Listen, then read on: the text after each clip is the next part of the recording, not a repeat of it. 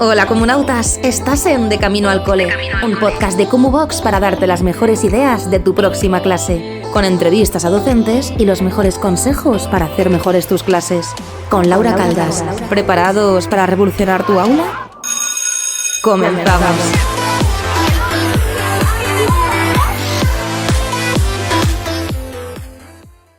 Bienvenidos y bienvenidas un día más al podcast de Cumubox de Camino al Cole. Mi nombre es Laura, si es la primera vez que nos escuchas, te doy la bienvenida a la mejor plataforma del mundo, que es Cumubox, una comunidad de docentes en las que queremos seguir enseñando con productos de calidad, con recursos de calidad y sobre todo informándonos día a día para poder mejorar nuestra experiencia dentro del aula y sobre todo que nuestros alumnos y alumnas sean felices. Si no conocías Cumu, te recomiendo muchísimo entrar en la web, lo tenéis todo en la descripción, donde vas a encontrar recursos nuevos, bonitos, innovadores, cursos actualizados sobre nuevas plataformas, diferentes metodologías y también tenéis el Cumu Planner, que es un generador de situaciones de aprendizaje totalmente automático. Así que meteros, cotillar un poco y luego me lo agradeceréis porque os va a encantar.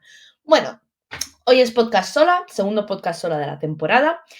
Yo voy a ir grabando, no sé si os sabéis, bueno, cuando salga este podcast a lo mejor ya estoy dando a luz y estoy grabando esto en diciembre. ¿Lo cuento? Sí, porque el contexto y todo el trabajo que hay detrás de cualquier cosita que escuchéis hay que tenerlo en cuenta, tanto este podcast como otros podcasts, que hay mucha preparación detrás por parte de mis compañeros, además que me ayudan un montón, así que muchas gracias desde aquí, Cristian, sobre todo, que es el pobre que me aguanta todos los días.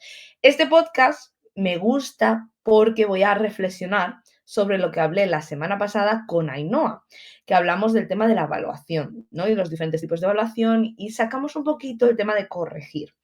Entonces dije, voy a hablar yo sobre mi opinión sobre corregir durante 15 minutos. ¿Por qué? Porque es un tema que me parece muy interesante. Y además es un tema que si vivís en Reino Unido os puede pasar que me parece a veces que no tiene sentido. En España no sé cómo lo tenéis y me encantaría poder escucharlo, pero creo que corregir por corregir no tiene sentido. Y vamos a explicarlo. Primero de todo, ¿de qué color contestar en casa, en voz alta o de camino al cole, en el coche, en el metro?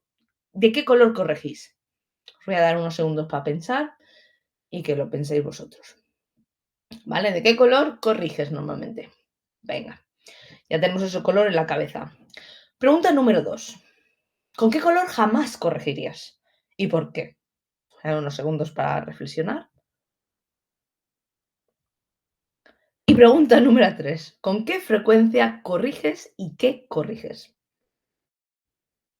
¿Vale? Aquí os he dejado con 3. Si es necesario parar el podcast, pensarlo, reflexionar sobre vuestra práctica diaria. Esto está siendo un poco un podcast de meditación. Un poco podcast raro. Pero es que creo que era necesaria esta reflexión. Y ahora os voy a responder yo. Yo corrijo con boli rojo por obligación. Aquí en cámara, si me estáis viendo, lo tenéis, porque además tengo como 10 bolis rojos a mano, porque el señor X y yo trabajamos en el mismo centro educativo y tenemos que compartir el estudio donde tenemos todos los bolis rojos para corregir.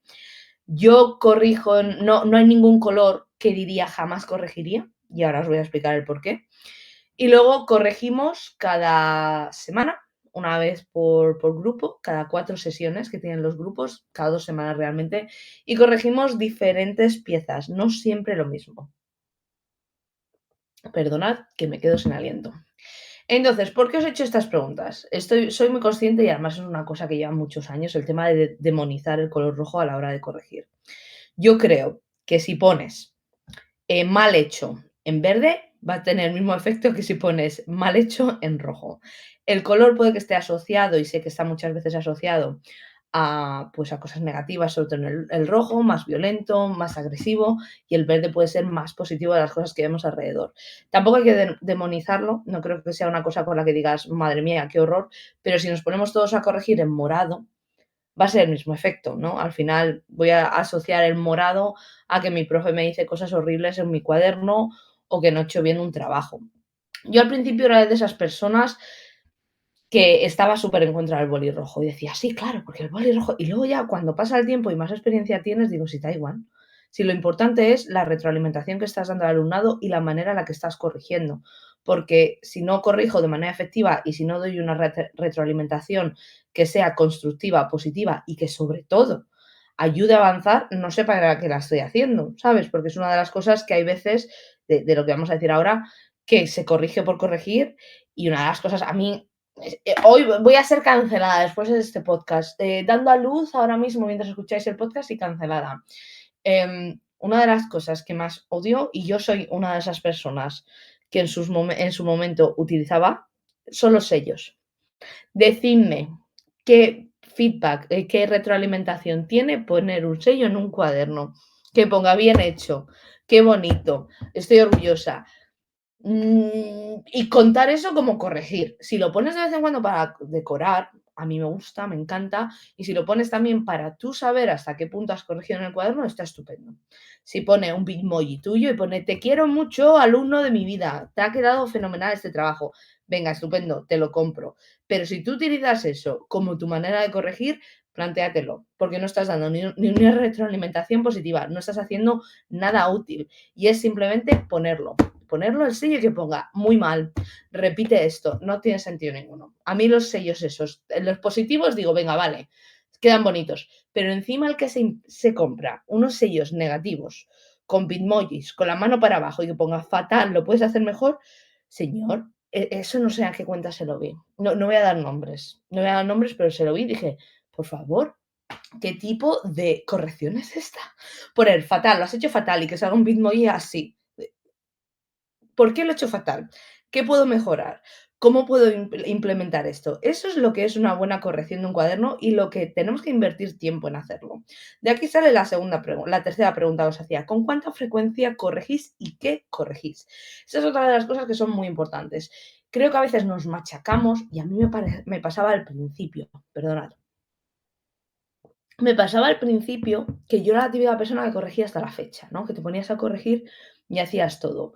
Y cuanto más pasaba el tiempo, me daba cuenta de que yo trabajaba más que los alumnos. Y no tiene que ser así. En realidad, si pensáis en ello, los docentes tienen que trabajar, por supuesto, pero los que tienen que darlo todo es el alumnado. Tú no puedes estar hasta las 2 de la mañana corrigiendo y que luego lleguen a clase, les digan, venga, vamos a hacer una sesión de correcciones, vamos a corregir lo que yo te he puesto en boli morado, que es el caso de mi centro, boli verde, vamos a ver cómo mejorar este escrito, vamos a ver cómo mejorar estos spellings que habéis hecho mal o cómo implementar este tipo de vocabulario dentro del texto que habéis creado. Venga, vale. Y que no hagan nada. Que tú te has pasado hasta las 2 de la mañana y luego se rasquen el ombligo. No. Quien tiene que trabajar es el alumnado más que nosotros porque ellos son los que están ahí para aprender y tenemos que ser sus guías y darle las herramientas para que puedan hacer las correcciones y sobre todo que cojan esa retroalimentación y puedan mejorar todo el proceso. Entonces, todo ese proceso es el que tenemos que plantearnos. Yo os voy a contar un poquito cómo lo hago.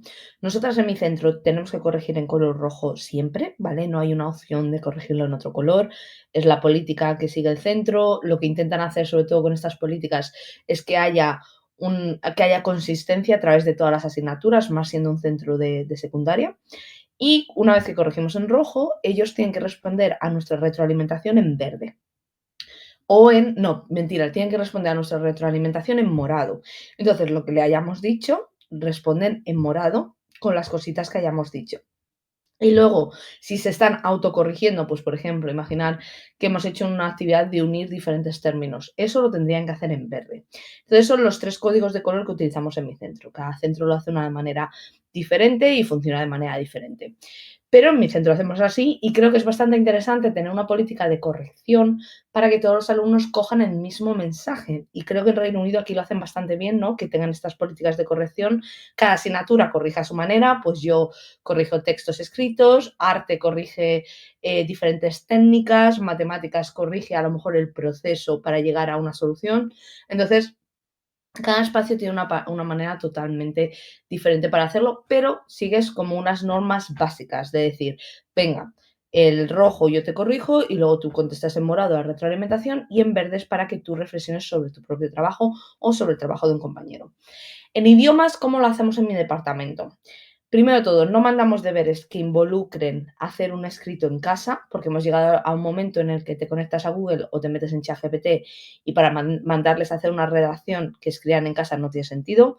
Lo que sí hacemos es que les pedimos que repasen vocabulario y palabras clave. Tengo creo que un podcast hablando sobre las palabras clave, ya que son esenciales y sobre todo en mi caso, que voy aprendiendo una segunda lengua, las palabras claves son las que nos van a dar el éxito para poder seguir articulando y seguir comunicándome en este idioma en el que estoy aprendiendo.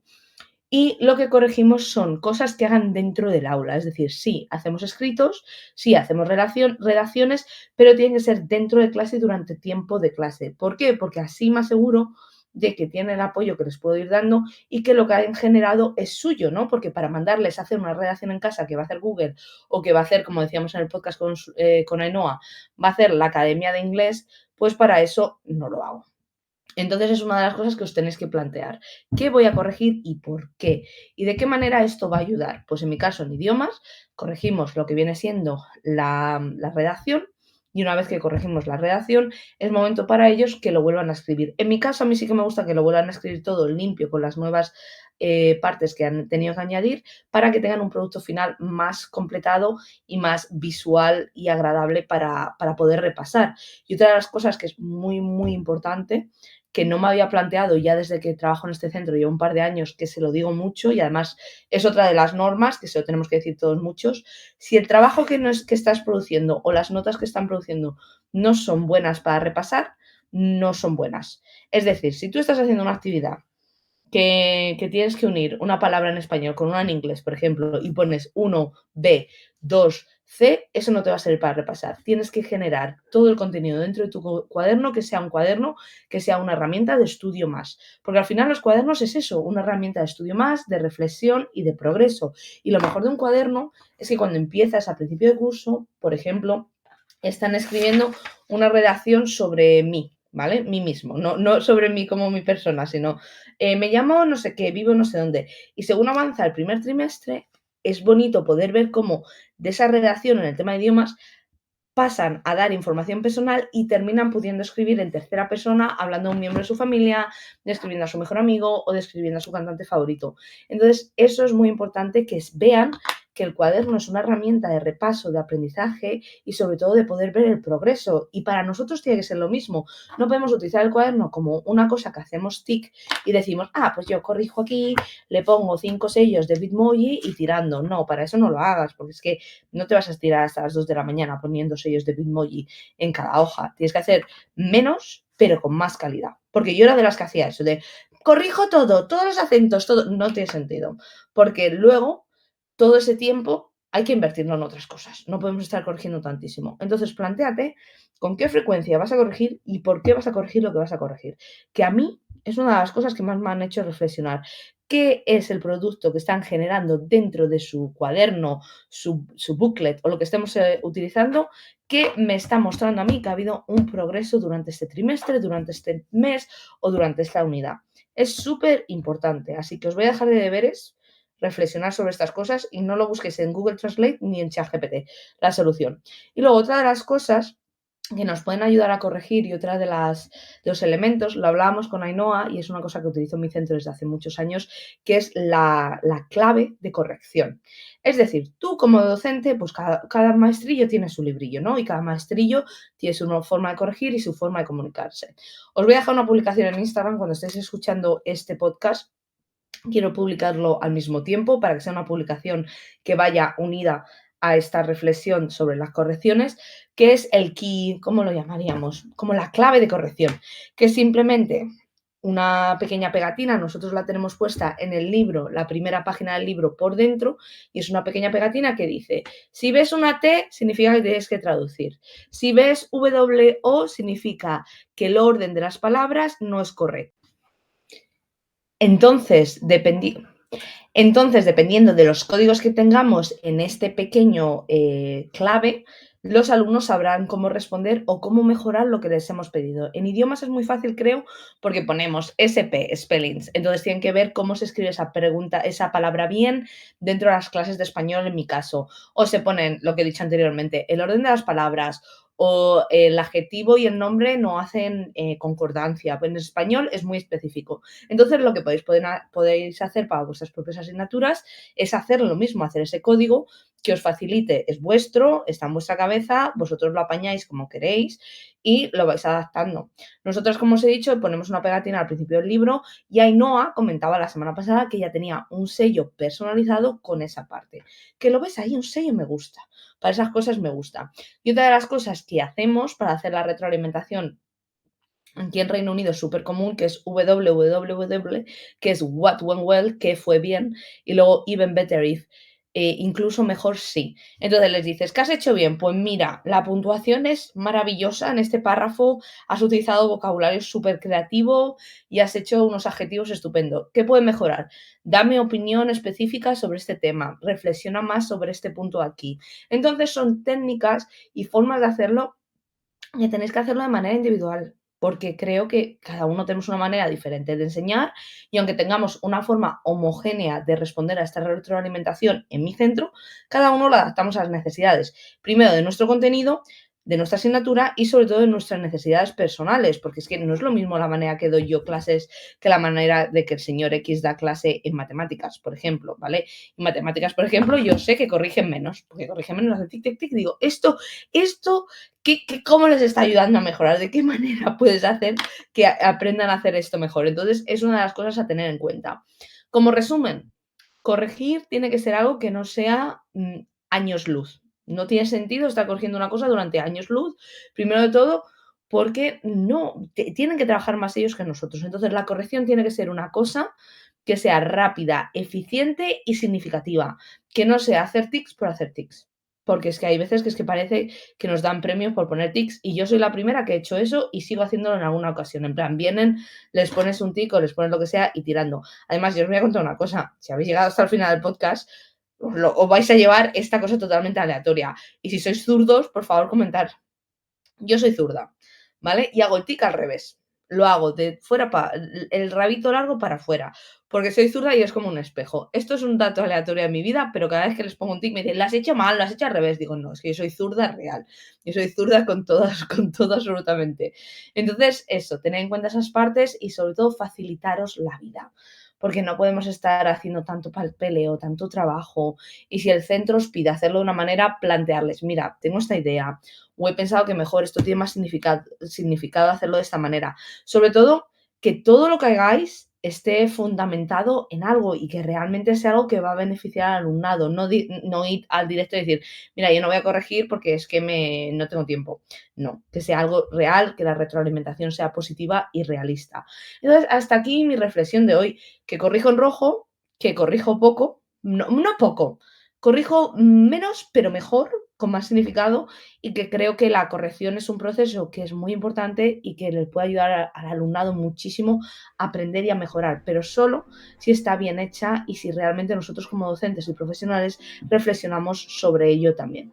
Así que nada, corazones, muchísimas gracias por quedaros hasta el podcast de hoy. Recordad dejarnos 5 estrellitas en Spotify, recomendad este podcast a todos vuestros amigos, a vuestra abuela, a vuestra madre, padre, todo, tu vecino, el panadero, porque cuanto más seamos mejor. Y por favor, mandadme mensajes, darme a mí retroalimentación también de cosas que os gustaría escuchar, cosas que se podrían mejorar o temas que os gustaría hablar. Y nada, corazones, recordad que todo esto es gracias a ComuVox, la mejor plataforma del mundo en la que tenéis formaciones, recursos, tenéis el ComuMarket, tenéis de todo, así que uniros porque este 2025 vienen cosas muy grandes. Un besito. Adiós.